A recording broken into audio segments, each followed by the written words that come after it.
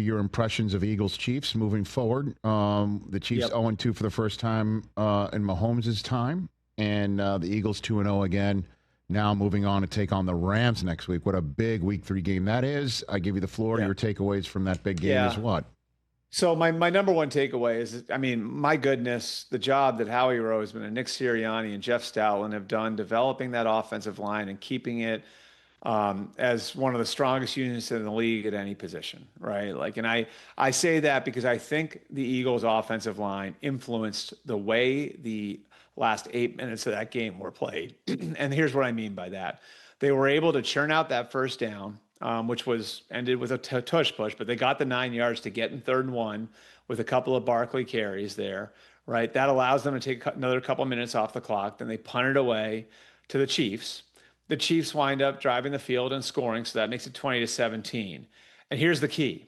The Chiefs decided not to kick away, and I believe it's because of the Eagles' offensive line. I believe it's because the Eagles, they did not think that they would be able to stop the Eagles on 4 straight plays because they thought the Eagles' offensive line would be able to lean on them and get into one of those 3rd and 2, 3rd and 1 situations where you're then able to push that thing over the line and end the game. And that concern wound up becoming justified when after the failed onside kick, the Eagles did just that. So, I mean, to me, it's so impressive. They've lost a starter every year. They lost, last year, Jason Kelce. This year, they lose Mekhi Becton.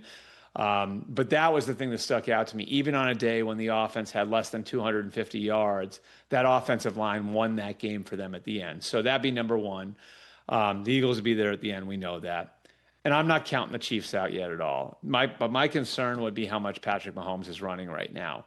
I know Mahomes doesn't want to run. Andy Reid doesn't want him to run.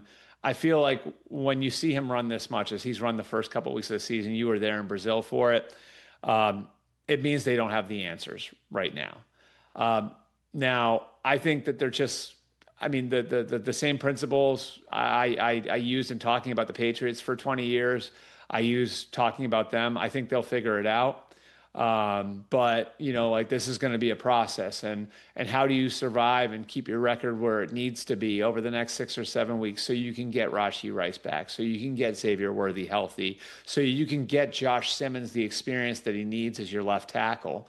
I think those are the big things. And I trust that Andy Reid and Matt Nagy and Steve Spagnuolo on the other side of the ball will be able to figure it out. But this is definitely a little bit of a different challenge. Hey, you made it all the way to the end. Thanks for that. Check us out every single day streaming live on Disney Plus and the ESPN app 12 to 3 Eastern.